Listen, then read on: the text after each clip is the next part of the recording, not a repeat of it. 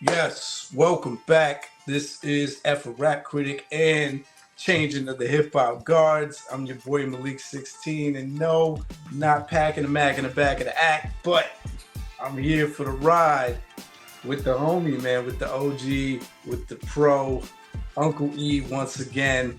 Yes, And sir. Yes, sir. we're here to give you part two. I know on Changing the Hip Hop Guards, there's already a part two, so this might be parts 3 and 4 on that channel. But for here, this is episode 41.5 on F a Rap Critic. And we're going into the second half of our review of the classic, which just turned 25, Capital Punishment by Big Pun, the debut album.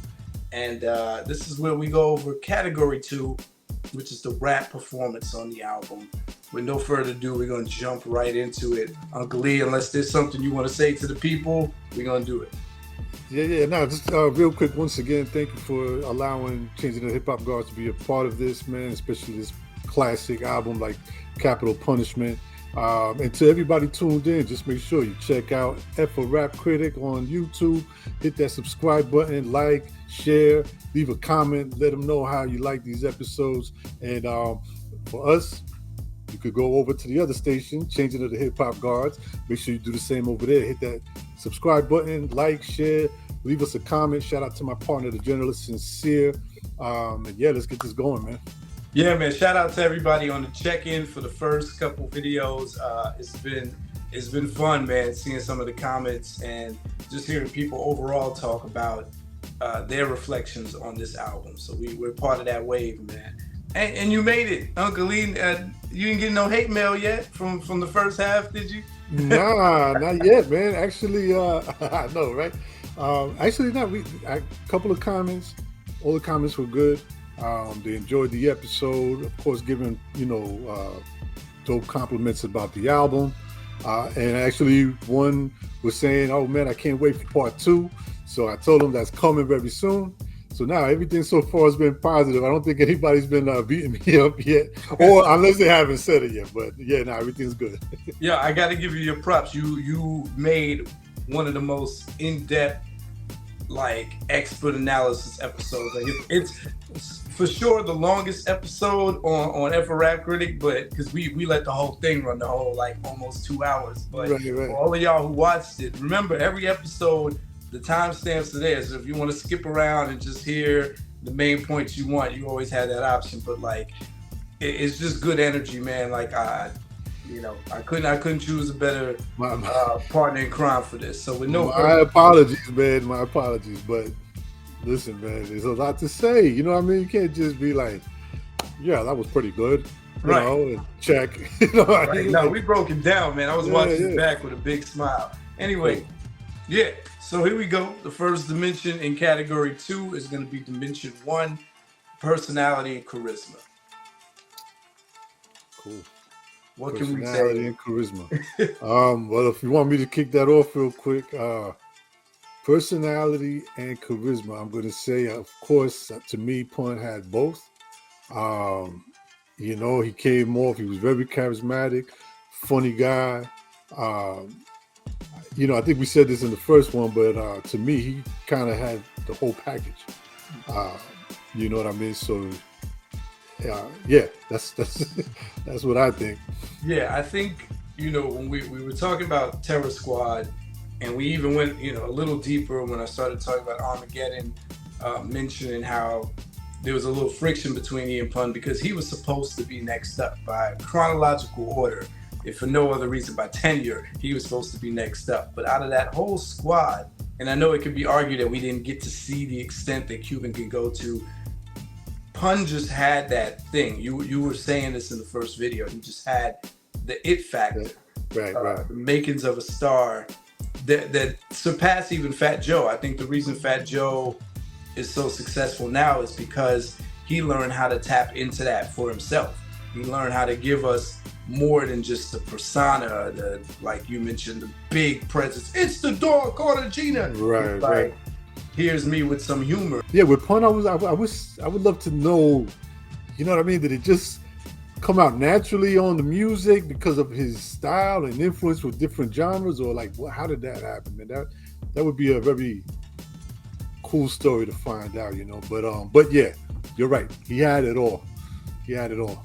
I find that this question is hard to ask the artists themselves. Like I asked OC this, and OC just gave me some of the best answers ever. Like OC was just real transparent. He was like, nah, not really, because I didn't know who I was back then. I was like, oh, what an answer, But I asked someone else, they're like, yeah, that's who I am. Based on everything I've ever read about Pun, all of the accounts from the people that were involved in this album, the people that were his boys that ran with him, and just people like with Minnesota, who was on the last episode. Right. It's all consistent. The stories never really deviate. It says Pun was a jokester. Right. He really, really enjoyed humor, and Pun was for his people, and he was reckless, and he was really about that gangster life. Like nothing deviates, no matter who tells the story. So I do think it's possible for this, this jokester to also be someone who packs tons of guns and grew up hard, and that's what you're hearing. And then there's this awareness, man. There's this smarts. You got to be smart to have that kind of vocabulary in the first place, right? Yeah. He gives you vulnerability too. I was about to say he doesn't have any vulnerable songs. That's not true, because Punish Me, he's the loser in that. Like, he's scorned. He's been spurned and scorned and hurt, and this is him speaking from a place of hurt. Like, you're keeping my son from me. You cheated on me. He could have easily made himself just sound like the Don the whole album, but he has those moments. He talks about being poor. When I was young, they called me punny because I was always hungry, things like that. And I know we're talking about capital punishment, but, but on the second album, you even hear it also, you know what I mean? Like even on the song, like It's So Hard, where he's just kind of like, I'm trying to live. Like, even though that's kind of, but when you hear someone say that, bro, and especially knowing like, okay, he was overweight, struggling with a lot of things. And to hear him say, I'm trying to, like, even that little piece right there hits you. So, but yeah, man, there's a presence he has that lets you know he could have done any arena of entertainment. He would have thrived if he chose to be a comedian, an actor, because he has, again, it's really hard to always articulate. Like you said, it's the it. He captures you. He captures you. He doesn't have to be the loudest in the crew, because at that time he wasn't the loudest. He doesn't have to be the prettiest, because I think at that time Cuban might have been considered the most like marketable because of looks. You know what I mean? And he broke the mold and had an unprecedented presence for hip hop. He's a mix of things we've seen before. He had Coogee Rap. He has Fat Joe. He has Biggie. He has Heavy D.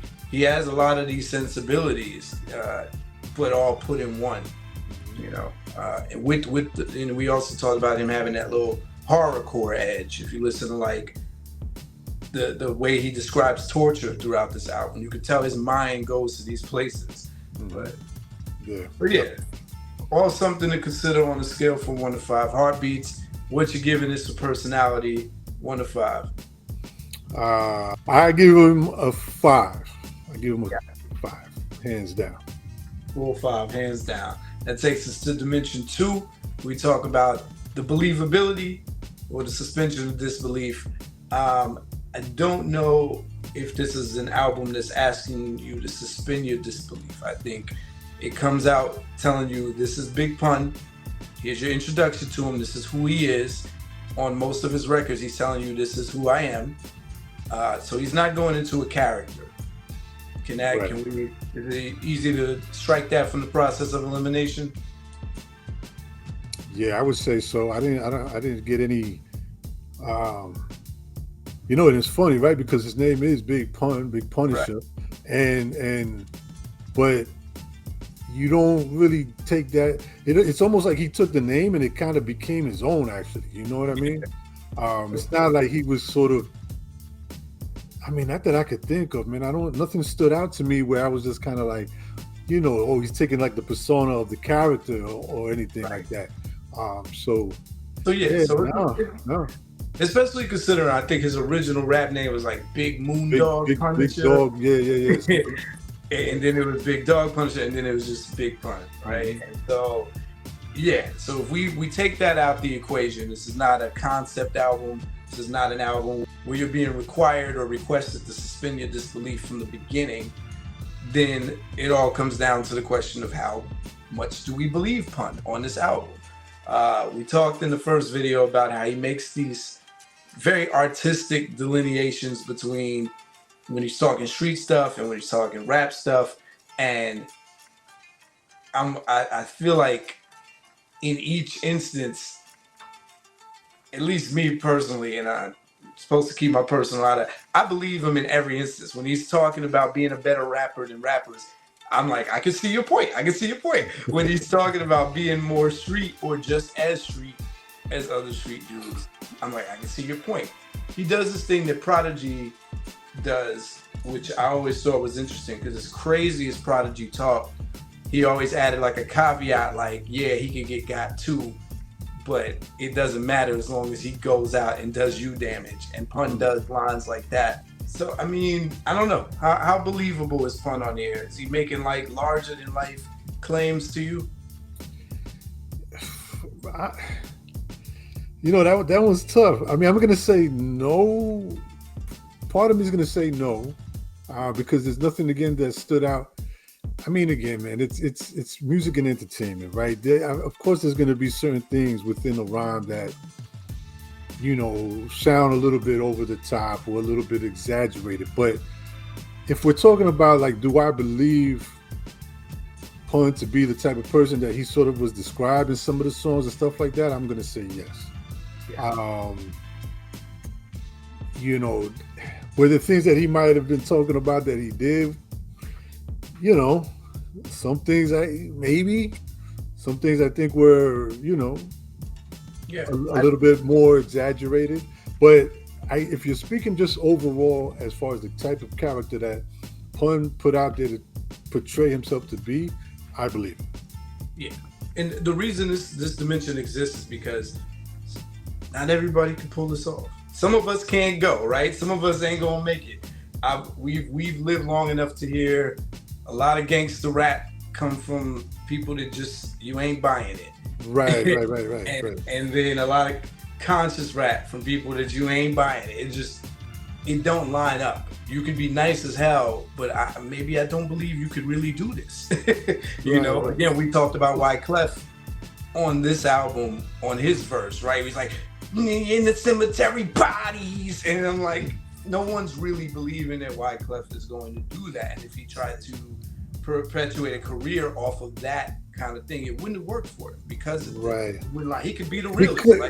It has to do a lot with see, I think what Pun had is that right from the start, from the very first time that you even knew or heard his name, we had that picture painted of him. Yes. You know what I mean? Like, it's really hard for someone, for example, like you said, like, let's say Wyclef. Wyclef could have done all kind of things, right? That all kind of street stuff, whatever. But the fact that our introduction to Wyclef, we already had a certain picture painted of him. So then to all of a sudden now, switch up a little bit or start talking a certain way, it's going to kind of be like, this doesn't really sound like you. We don't really believe you.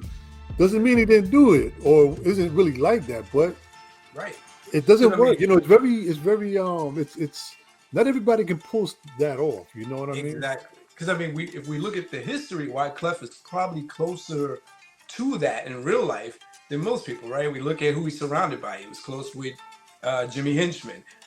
We know John Forte was doing big time for drugs, right? We just finding out all this stuff about Prod. So Wyclef was connected. If he wanted to predicate a career off of that, he could have. It's just some are better at executing it than others. And so Pun, I think you hit it on the nose. Our introduction was already stoked in credibility. He made sure he came out letting you know no one was there to refute it, and it sounded believable. And that's all we're really talking about. We're talking about as an audio body of work, is it believable? Because it gets too murky to try to get into like the real fact. We don't know. Right. We don't know these people's lives, but it's like, do you do a good job of sounding believable for this 60 minutes or 82 minutes, however long?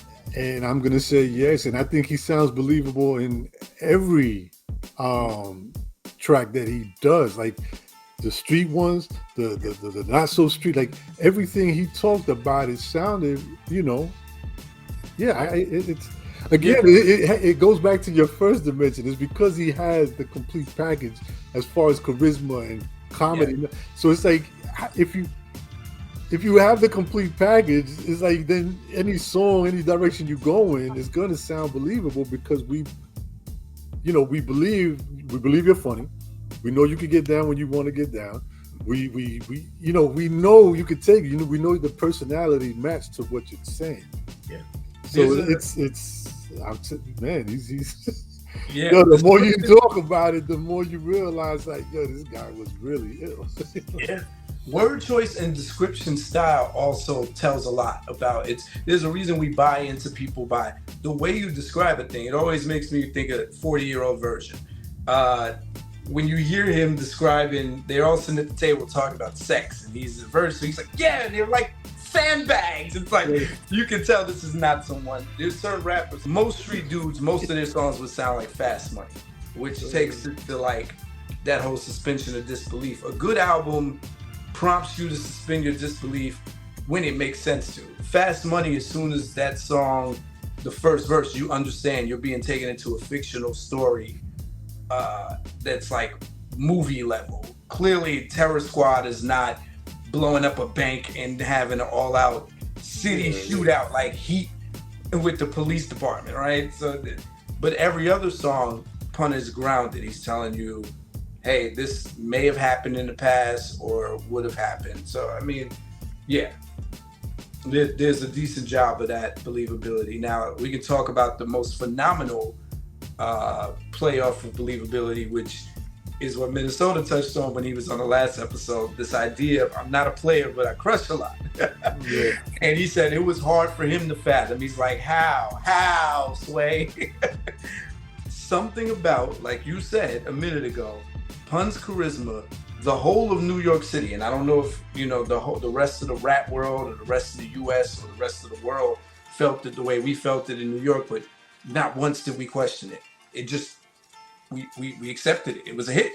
But something too is that I think we also tend to forget, or a lot of us tend to forget, that Pun wasn't always that weight. Exactly. So he never said what date, what year he's talking about. And also the other side of it too is that he had never even said multiple women. He just said I crush a lot. Now, if he's married, he could be just talking about his, shout out to his ex. But I'm just saying, he could be just talking about his wife. He never said, I have, chicks in those different area codes. I crush a lot. He just said I crush a lot. He could be talking about 20 years ago, or he could just be talking about now, or he could just be talking about him being with his wife for 10, 15 years or whatever. You know what I'm saying? Drop the mic, E. They're not ready. You're dropping gems right now. You haven't said it. You're dropping gems, yeah. Well, if you're a New York hip hop head like me, I think this is our first visual of Pun. I heard Pun first time on Firewater by Fat Joe. No idea what he looks like. It was the debut of Pun in Armageddon. I'm all about business and enterprise, and I'm tuned. This is me being a rap nerd kid tuned in. I'm listening. I'm like, who is this guy? This guy is a problem. This is crazy. It's 1995. So then by the time You Ain't a Killer and I'm Not a Player drop as the street singles, I'm tuned in and I'm believing it because I have no idea what this guy looks like anyway. But from what he's saying, we talked about how raunchy this song is. From what he's saying, you could tell this is a guy that has lived the amount of detail that he was going into about the act of sex. This is not someone that is a stranger to this, right? Like, there's a way that men talk who have experienced enough sexual activity where it's descriptive, not in a fantasy way. Like, oh, these are the things that I imagine I can do, or, I don't know how to put my finger on that. No pun intended. Also, no pun intended. But Yeah, I mean, No, no, like, no. I get it. I get it. You're right. He definitely spoke from a place of experience. and in the video, you Yeah. know, he's twirling women, he's dipping them. You could tell he was a part of that stock. Like I said, this is where I say the Heavy D, the Chubb Rock, the Biggie. They set precedents for it to be okay to believe that yes, the big man could pull these women just like the other, you know, the skinny guy, you know. So like, it was very believable because that lane had already been open. He just slid in it and was like, yeah, I'm the Puerto Rican version of that. Puerto Rican and Cuban. So I just don't remember in New York there being any doubt. We just accepted both versions of that song for what it is, and it gave us actually new slang. You know, that's the legacy to that. No one was saying crush, like Minnesota said. That made no sense to him.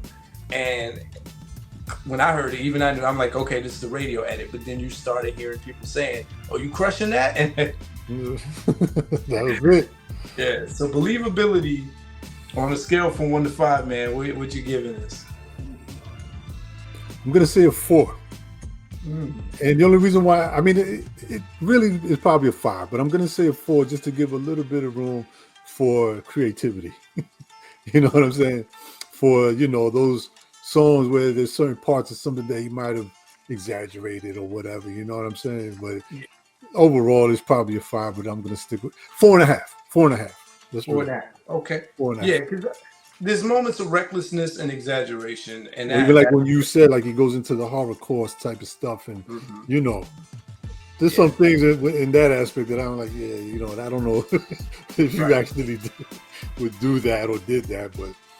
Even hooks like, yeah, I'm selling Pelico, like you're not doing that right now, so there's a little poetic license left to exaggerate the street stuff, right? I'm really impressed that he stayed away from calling himself like creating this like kingpin mafia don persona, because I mean, I think maybe hip hop was just so tired of that he wasn't even trying to portray that.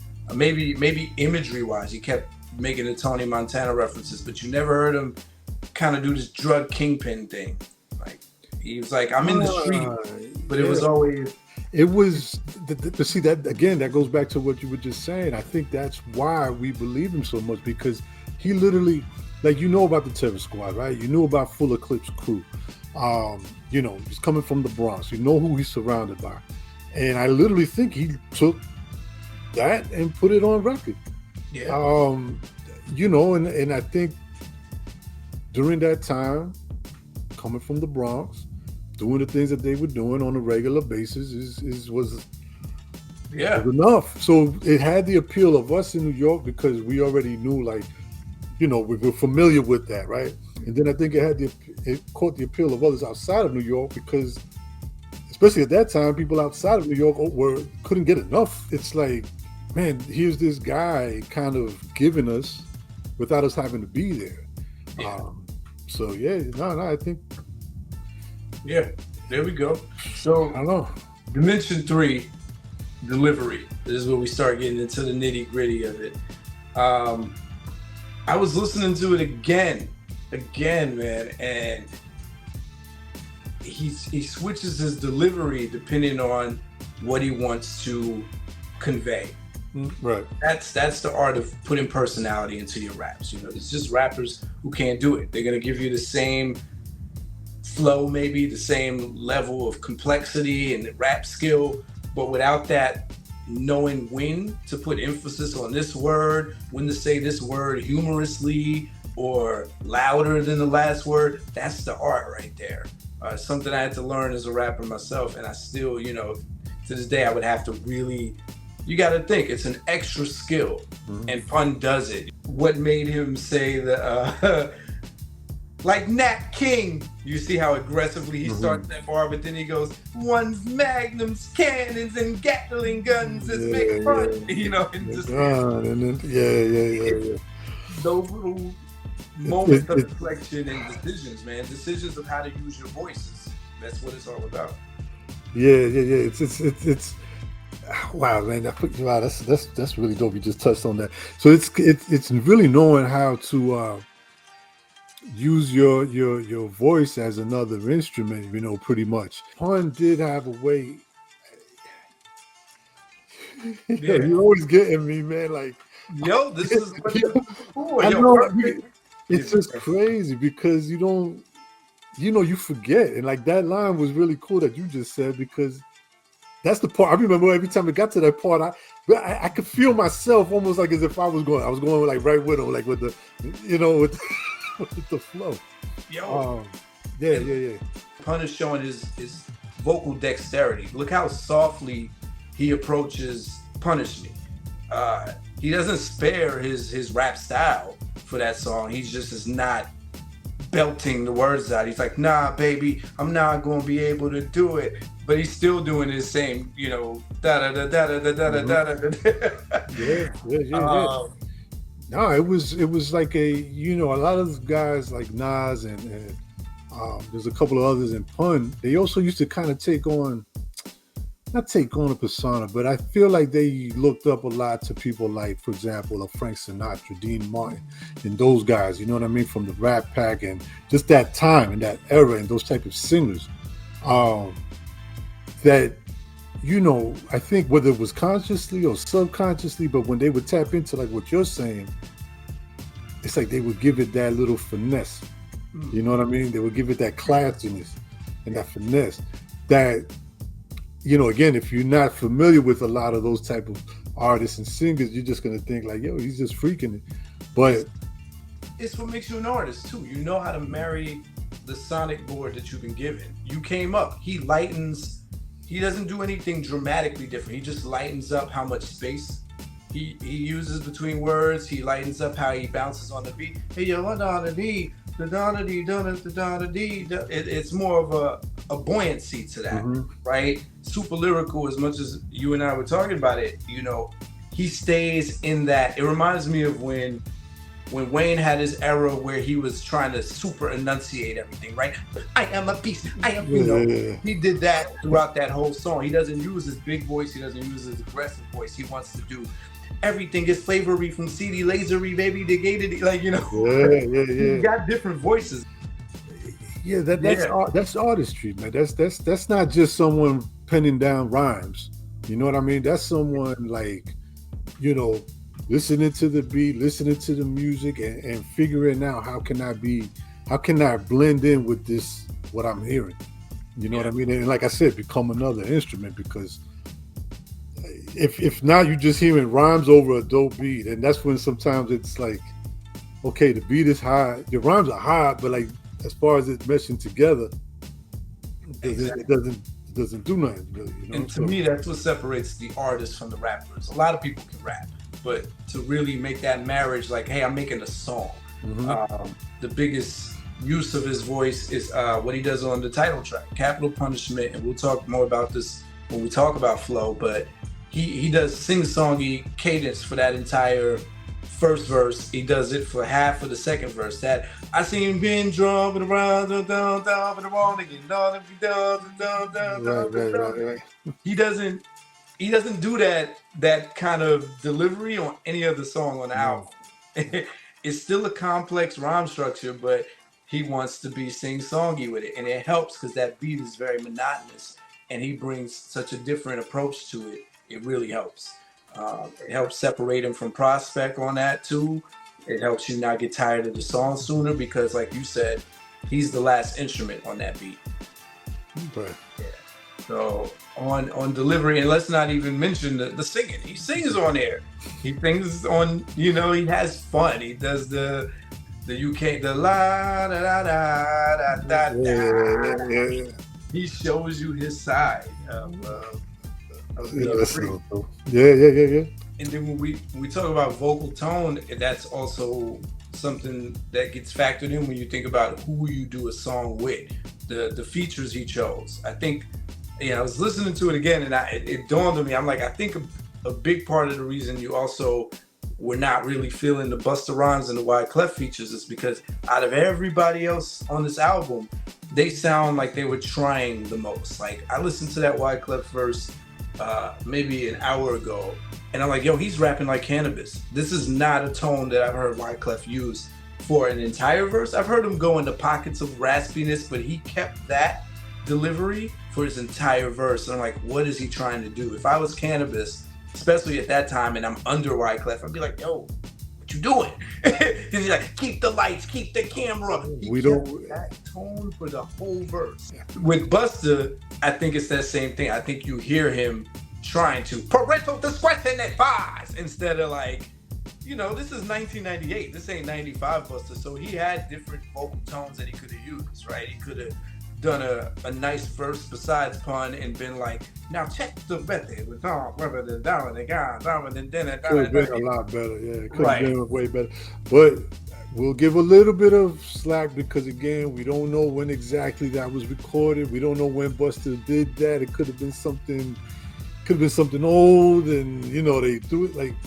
Yeah, we'll give a little leeway. Tone contrast goes a long way, man. You never want to hear, you know, two Be Reals on a track. You want to get that contrast of like Sin Dog and Be Real. You want that. I think that's why those two tracks stand out. Everybody else that Pun had on this album, it's a great playoff.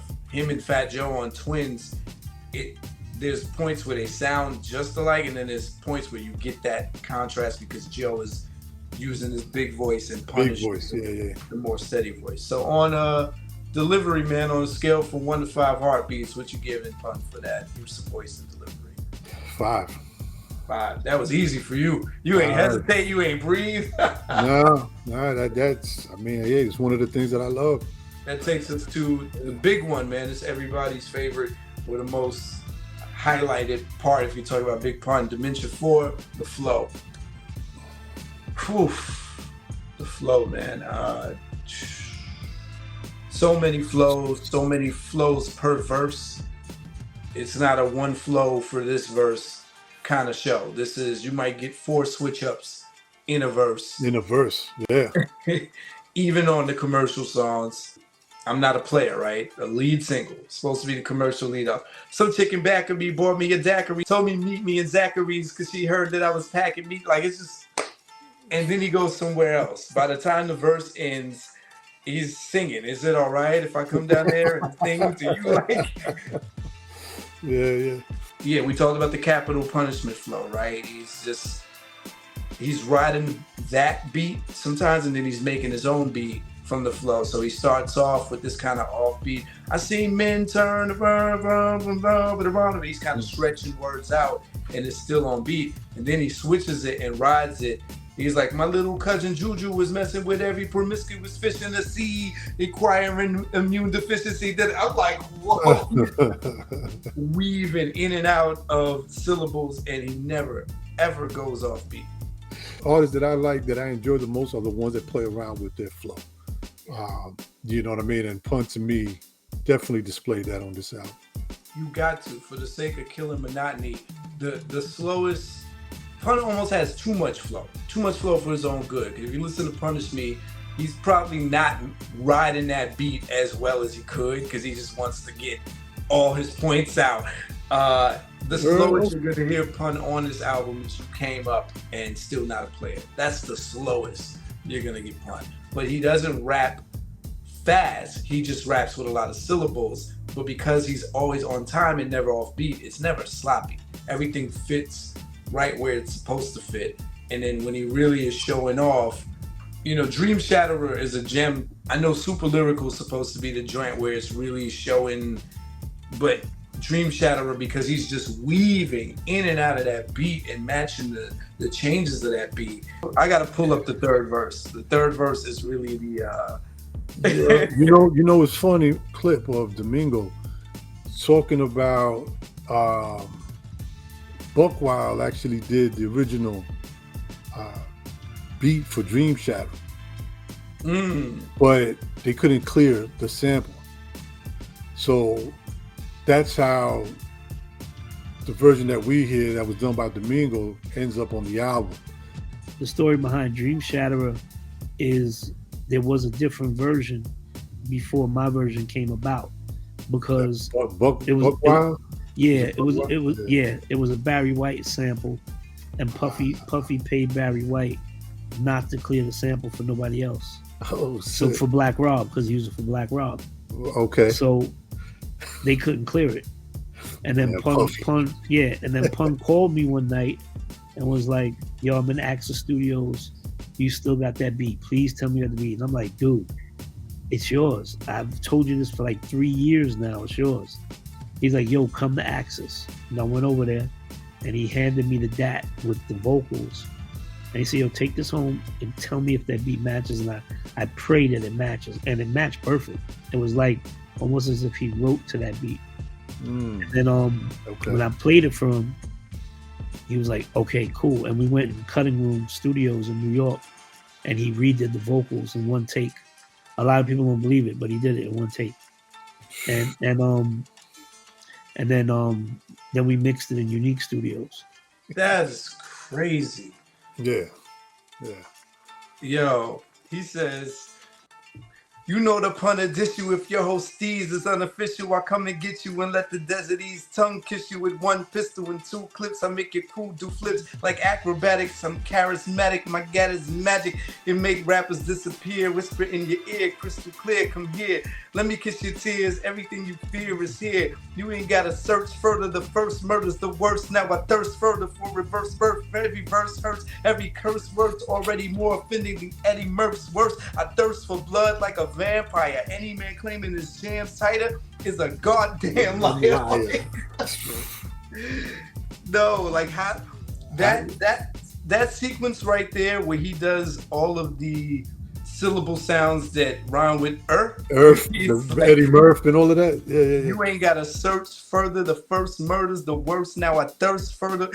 Again, to do this and to have every rhyming word make sense and make sense in the context of the sentences. That is what rappers don't do. Half of these guys are just saying a bunch of shit that just rhymes, but it's not a good sentence. And so all of Pun's words in these sequences have connectivity. It makes sense. He's finishing a thought from the previous sentence. Even though he's rhyming in the way that he's rhyming it. Yeah, right. Yeah. That's kind of like, it's funny because when we interviewed Kool Kim from the UMCs, right? I had a friend of mine who wanted me to ask them, like, what was the concept behind blue cheese? Like, what the hell was the concept, right? And, he said, he was like, absolutely nothing. He was just like, the blue cheese was straight up just a fun song that, we did the beat was fun. And he said, he told Haas, like, let's just, he said he's just rapping words. He's like, it's not like it means anything. It's just words put together and sound good and they just have fun with it. But I mean, of course, we know Kool Kim can get, they got busy. Yeah, I'm in my nerdy bag now because I mean, Pun is doing things that rappers still aren't doing or that didn't get appreciated until later on. Like I said, Pun just doing things like the Dead in the Middle of Little Italy set the stage for us to appreciate what Eminem did a year later, because now we're ready, even though, again, there've been rappers stacking syllables for eons. Big Pun stacked a sentence. And yeah. Dead in the Middle of Little Italy, little did we know that we riddled a middleman who didn't do this. He stacked a sentence. Timing is everything. It took the world for Migos to do Bone Thugs flow for people to appreciate Bone Thugs flow. In the 90s, it was like, I don't know what they're saying. They're rapping too fast. Migos does it, and now for the last 10 years, it's the default flow. Everybody and their mama can do it. Oh, you know, when I was doing the Bone flow as a rapper, it's because I was paying homage to Bone. Like, me and my boys were the only one doing it, and people would be like, okay, that's different. And now that's what everybody does. So timing and taking the commercial and mainstream world to catch up to what's popping and decide what's popping is everything. But what I'm most impressed by is that Pun is able to do the wordy flow without sounding unappealing. There's a lot of people that do wordy flow and it sounds rushed. It sounds like too many words. It sounds like they're trying too hard. And it's just the smoothness that he does it with. I'll rub your face off the earth and curse your family, children like Amityville and drill the nerves in your cavity, feeling insanity's building a pavilion in my civilian, or can it be the anarchy that humanity's dealing with? You ran out of breath. Exactly. I'm running out of breath just reading it. I'm not even trying to recite it. And, which is something else we didn't even touch on, right? Right, the breath control, which, you can hear Pun breathing on a lot of songs, and then there's whole patches where you can't. And sometimes they punch him in, sometimes he just does one take. I read in a couple of the reviews saying that he did one take for a lot of his verses, but then he would punch some of his verses. Yeah. Who could blame him when you're doing that kind of wordy flow? But to still make it seem seamless.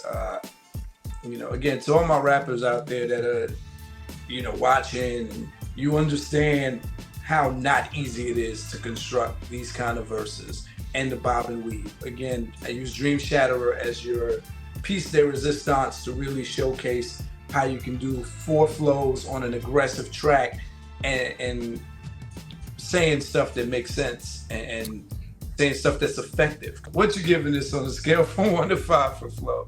For flow, I'd have to give it a 5. Yeah, I give it a 5. Just out of curiosity, you say, as a rapper, how difficult is it to construct the type of rhymes that Pun was constructing? Like, you as a rapper, again, I know certain things probably come easier for others mentally, as far as how fast they could think and whatever, but as a writer, how difficult do you see that type of skill pattern?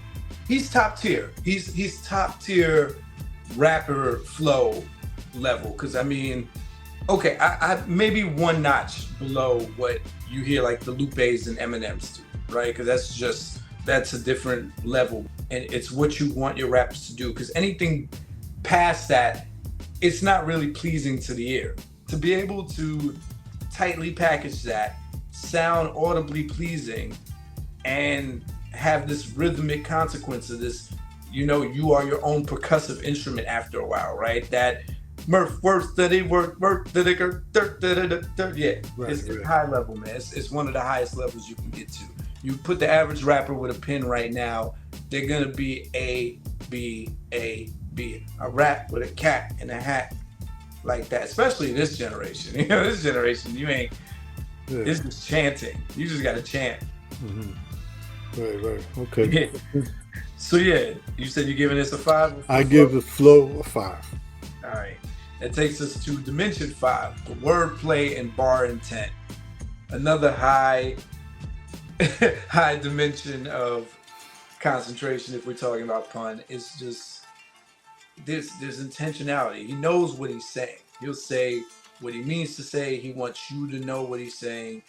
He put thought into it. It's not pedestrian, but it's not too intricate where it's super nerdy and he's gonna lose you. Then he's not afraid to get silly. I thought the way he came on Caribbean Connection was a little silly. Yeah, the flipping the little Kim line and then doing the raspberry. I was like, come on, Pun. But wordplay. This guy said, sometimes rhyming, I blow my own mind like Nirvana. Oh. It took me so long to really get what he was saying, because I'm like, oh, Nirvana's a higher level, you blow your mind. No, I'm like, oh, that's a double entendre. You mean Kurt Cobain. Kurt Cobain, yeah. And that's not like his drop the mic line. That's just the line it was just kind of, of many lines. And I always say this, you can get away with simpler lines and wordplay if you're keeping them coming. Mm-hmm. Right. If you watch any good stand-up, it's not the big joke that the comedian made. It's how many they hit you with right before they delivered the last one. Right. And if they tied it back to a joke that they already made previously, it's brilliant. I want to go back to something. I actually want to backtrack a little. Statement I made on the first video when we were talking about Super Lyrical and how we both weren't impressed. So I went back and I'm like, yes, if you read these verses, Black Thought's verses and Pun's verses, yes, they do make sense as pieces of prose work, pieces of poetry work. If you read them line for line, they make sense. Mm-hmm. But there's something missing about the impact or the effect of what they're saying. There's no ooh and ah moments, right? Because Pun is saying some shit, right? He's like, I'll battle Satan and take the devil's halo. I'm just asking you, God, if I do that, send my father back as an angel. He's saying some stuff. Yeah. But there's just certain lines that hit more because of how they're put together and what's said. So on Beware, where he's like, I'm telling you, you niggas can't do shit to me physically, lyrically, hypothetically, realistically. There's just more oomph to a line like that. That's more like that King shit. Right. But yeah, you're right. And he does say some weak stuff like, I keep my rhymes flavory, like just to rhyme with the pattern that he put there.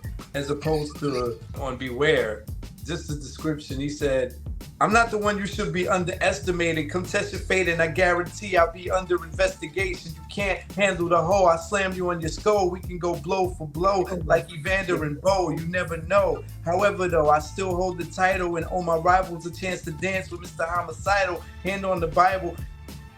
Again, every word connects. He takes the boxing metaphor and runs with it and connects it to the violence thing. Like he's like, yo, I'll use the gun, test your fate, I'll be under investigation, so let me take it to the hands. Mm-hmm. And if you lose, I'll give you a chance to come back for a rematch and dance with Mr.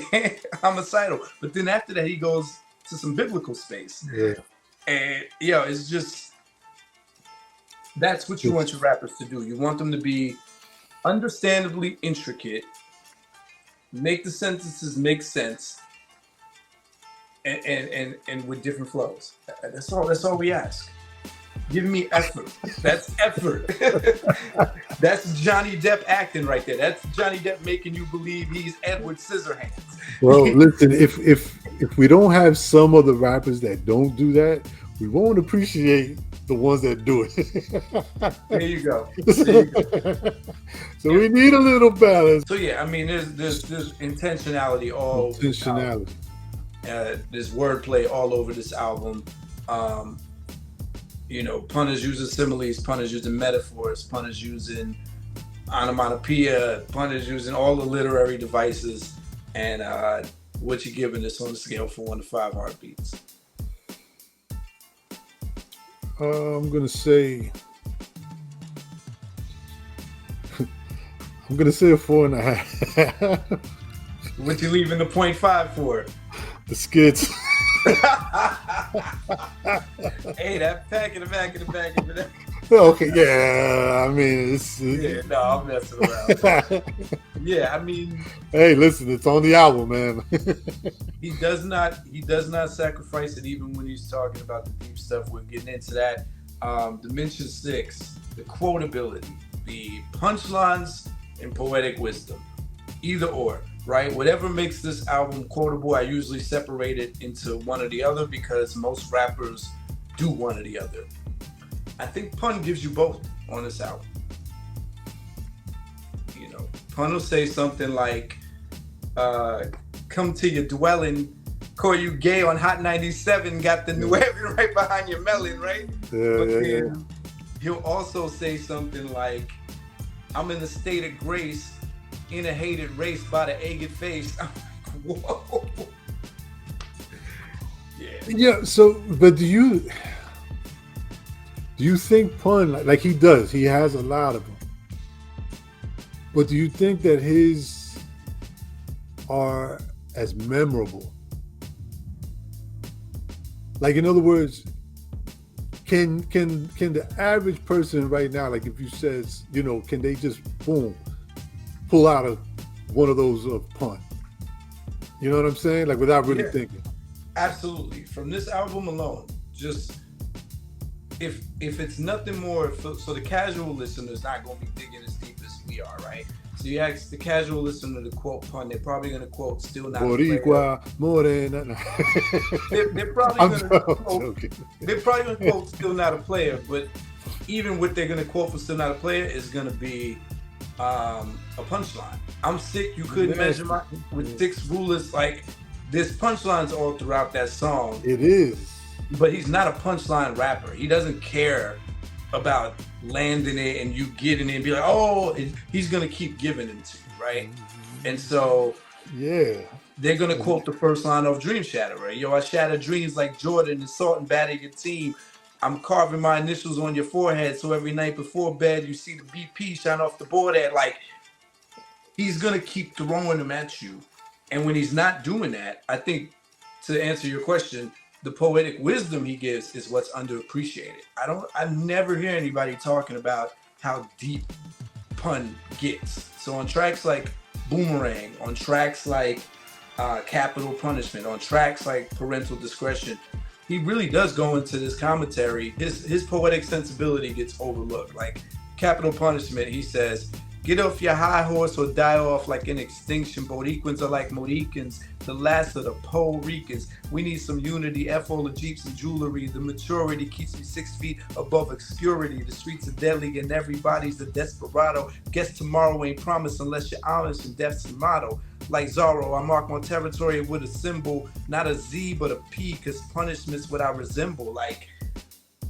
he has these moments where he's just making these thought-provoking statements, but like you mentioned, if you're getting caught up in, if you only heard the singles, you're not looking for those. If you only caught up in, I have no idea why that stuff gets overlooked, and I don't know if he really got a chance to put those types of songs out there as a single. I would have loved to hear Pun make a song like Jadakiss made Why. I think Pun would have killed Why, you know? Yeah.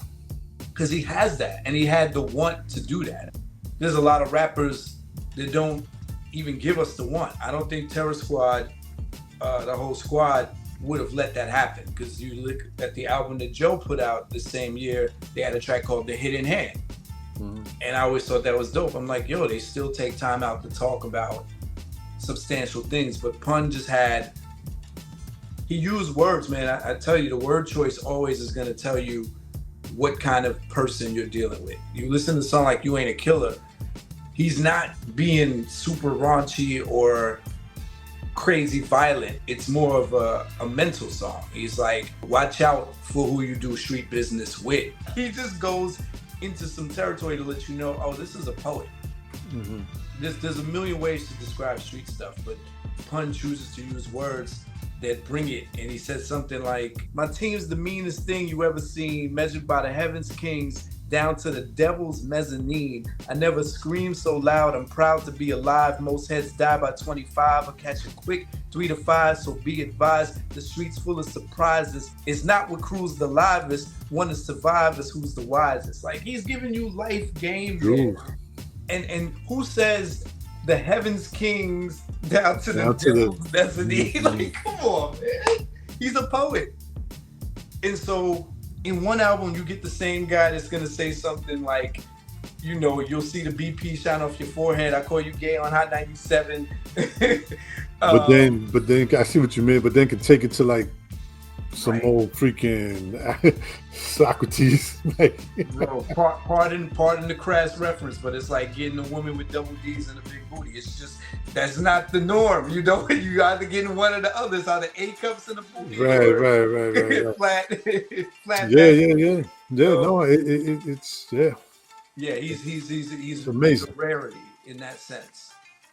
So for quotability, because I know you were making this other point though. Like, yes, these are quotable to a fan, but how much does hip hop history quote Big Pun?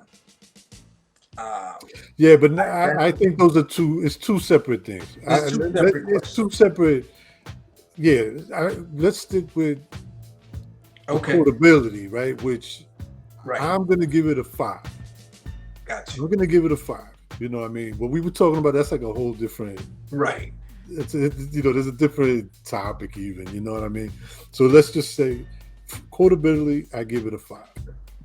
Perfect. And you know, the facts show that even the song that we think was a little lackluster, Pun got hip hop quotable of the month for his first verse on Super Lyrical. So again, if you read it, it does make sense. It's just missing some of those. It's just the song itself.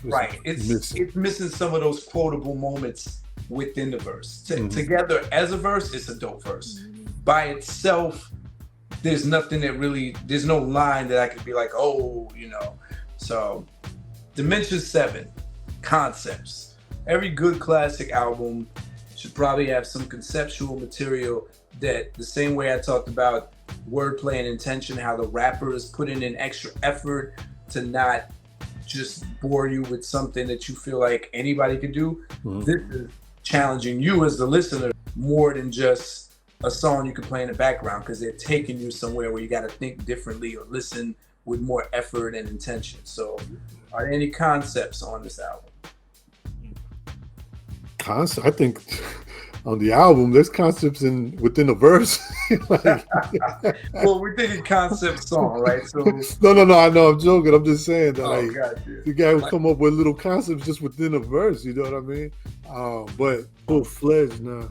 On the second album he does. On the second album, the little skit, ironically, that nigga shit is kind of conceptual, because he's keeping one theme throughout the whole thing and just, you know, like naming things that you would associate with nigga behavior, right? So like, but on this album, everything's loose. So we talked about glamour life.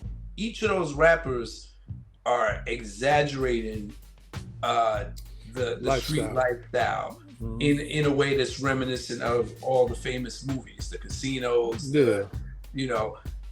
But I don't know if that's obvious to the casual listener. When I was young, I'm listening to it, I'm like, oh, they're just talking some gangster stuff. But now that I'm older, I'm like, oh, they're like telling you what they want to do. Like, I want to live like this. I want to have a mansion and blah, blah, blah, blah, blah, from illegal transaction. Like, Boomerang is a loose concept because he's telling you about the downfall of him being on top in the street world. It's not even a real story. He's telling things in story elements, but the overall theme is that this is the bad time and that he's gonna bounce back eventually. All right, so in the first verse, he's telling you how things were going good. They were partying. Everybody was Sean Donnan, right? And then at the end, he had to like split up his team and go shoot up his enemies and leave town. And he's like, but I'll be right back. And then he's like, top of the world, ma, top of the world. And then the second verse, he starts off saying, should I slit my wrists, right? Picture me leaving my wife and my daughter. And then at the end, he's like, something's got to give because I'm feeling suicidal. Loose concept, because both verses don't really equate to the same thing, but you get the idea. The overarching loose theme is that this is a bad time for him. Yeah, I don't, like I said, I don't think, I think you're saying it perfectly by saying loose concepts, you know. They're kind of just, you know, putting a story together but they're not, it's not something that's super intricate, you know what I mean? It's not something that's like, you know, that you have to rewind because you're trying to understand the concept. You know what I mean? Like, wait, what? You know, like, what was he saying? What is he talking about, really? Right. What, you know, there's really, it's loose concept. That should be a category. Yeah, I always more albums than not have loose concepts. If you ever wanted to look for concepts, Organized Confusion is where to go. On one album alone, I think they're rapping like neo-Nazis on one. They got a song where they're rapping like babies in the womb. They got a song where they're rapping like dudes in the club that they're fighting, and they're rapping from both perspectives of being Organized Confusion, talking about the dudes that want to fight them and going, and they're just too conceptual for their own good. But yeah, as far as this album, I don't think it's done in a way where there's a penalty for not having a concept, because you can tell that pun can go there, and because he dances in it, I feel like it's safe enough. What would you give this on a scale from 1 to 5? 5 means it's great, it doesn't do anything to damage the album. 1 means it's lacking because it was too basic. Oh man, that's tough though, because, well, on that note, I'm gonna have to give it a 1. Woo! Holy shit! But the question is, how much did the lack of concepts affect that percentage? You know what I mean? Sometimes it just doesn't have an effect. Like, how much does it affect the album? You mean, as far as being a classic? Yeah, not having a concept. Yeah. Oh no, I mean that to me 0. Okay, so then it would be a 5. I feel like he was doing more storytelling than actually coming up with intricate concepts. Got you. Or is that not right? I agree, but then the 2 examples I gave, they're not stories. Glamour Life is not story. They're rapping in a certain theme. There's a theme but that's Sugar Hill rap. I want a 50-inch TV on my wall so I can watch me playing basketball. That's Sugar Hill rap. You know what I mean? That's true. That's but they're all Jungle Brothers bragging and boasting. You know what I mean? But it's different bragging and boasting than like when you hear Terror Squad rap on the Funk Master Flex album the next year. They're just bragging, boasting about taking crews out. This was bragging, boasting as if it's all from illegal profits from the street lifestyle to live like the characters from the movie. So they were all at least staying on that mood. He's not buying it. He's like, nah, because I'm because that to me, again, that's that. If you're talking about, and I just want to get this right, because if you're talking about the type of concept songs that we just mentioned, that doesn't add up to that. Got you. Okay. That doesn't add up to that. That to me, you came up is another, Nas and AZ. That's another. It was that type of talk at that time. Like to me, that was. Okay. You understand what I'm trying to say? Like I do. You were thinking of a 1. You were thinking of a 2. No, I was thinking of a 2 at first, but then I'm going with a 1 because. What about 1.5? Right in between those 2. There was nothing on there that made me go back and try to figure out what exactly he's talking about. There might be certain things that he says that was like, wait a minute, what did he say again? As far as like how he put the rhyme together or how, you know what I mean? But not as far as the song. Gotcha. There was nothing that made me think like, oh shit, wait a minute, he's talking about a bridge. You know what I mean? Or he was talking about, meanwhile, I thought it was, there was none of that type of factor for me. Yeah. So if we're talking in that regard, I'm giving it a 1. Got you. All right, that takes us to the content dimensions. I usually put these together, dimension 8 and dimension 9. Dimension 8 is the external content. How much is Pun talking about things outside of his inner feelings? So he's talking about the hood, the world, relationships, politics, the government. Internal, dimension 9 is going to be how much of his life story, his feelings is he giving. Dimension capital punishment, he's making statements on the state of lots of things. He's talking about how government systems are set up, how Blacks and Latinos keep falling for the same traps. And he has those moments where he puts in his personal feelings. He's conflicted because he's like, give me a Mac, I'll do this for the money because I need it. But then he says, I'm tired of getting hired and fired as a pistolier. And he's like, we got to come up with something because the government is waiting to trap me with capital punishment. Right. He speaks on AIDS in the second verse. He just speaks on the whole last of the Puerto Ricans thing. So he's got that where he's talking about the state of affairs around him and what he sees. He does the same thing on parental discretion. Like the second verse, he's just like, BS, I challenge the statistics. Violence existed before our music was even suggested. So blame it all on the gangster rapper. And he goes into that whole space. Right. But yeah, he's very capable of doing that. He gives you a good amount of that stuff. But like I said in the last dimension, I think he's not remembered for that stuff as much as he's remembered for the more crude stuff. Right. It gets a little overshadowed sometimes. And again, I think a lot of that has to do with this way he rhymed. You know what I mean? The way he put so much into a verse that I think just some things would tend to get a little lost. You know what I mean? Like, because he would say so much in one verse, for example, that like you just said, he would say that, but then he's like right on to, he keeps going. And I think sometimes it just gets a little overlooked, but he definitely, again, it's a shame we only got what we got from him musically, man, because you're right. I think if he would have been around for a little bit longer, we would have seen where there would be whole songs instead of just verses and things dropped in here and there. I think we would have got like whole songs that we'd have been like, wow, like he's really in tune with what's going on with the politics. Wow, he's really in tune with what is the family. You know, his kids were small at the time, so who knows, like, you know, as they're growing, what type of, you know what I mean? I definitely think he had it in him. And we, like you said, we see bits and pieces throughout the album.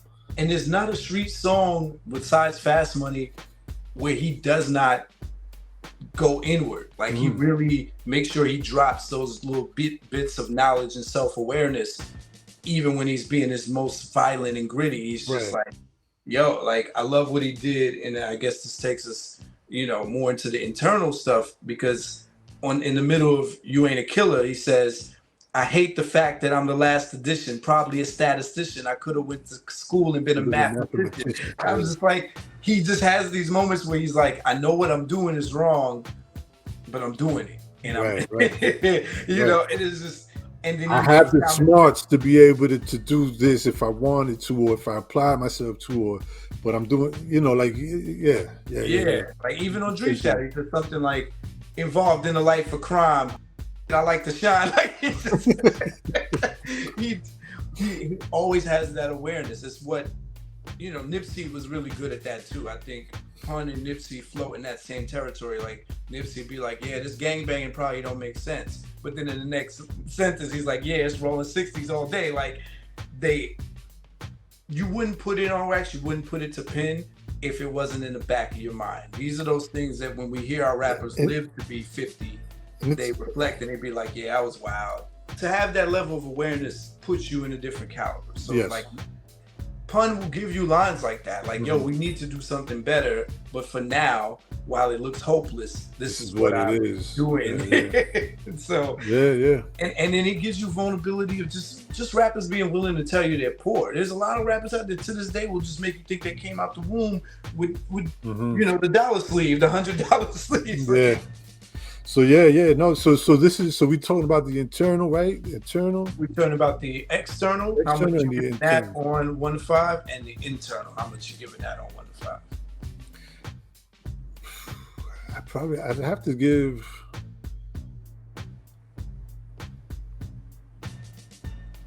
I have to give them both a 5. Even though we just said he only has like 1 or 2 songs where he's about the government and parental discretion, you feel like those are strong enough to give it a 5 for the external content?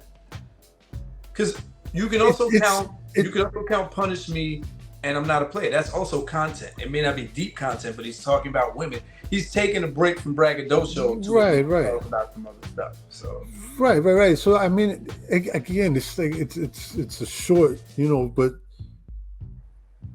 I think he tackles on both in a way enough with the amount of work that he put into the album, if that makes sense. Yeah, in the first video, we talked about this album being really balanced. Like he talks about a lot of things. The difference between You Came Up and Parental Discretion and Punish Me, they're all different topics. They are topics. And I think also what I'm thinking about is the fact that, again, you can have one song, and sometimes within that one song, he does, even if it's a line or 2 or something, but he touches on different things. You know what I mean? So like, I guess if we're talking about actual song, then you might be like, you know, I don't know if you really. But if you listen to things that he's saying, he is dropping.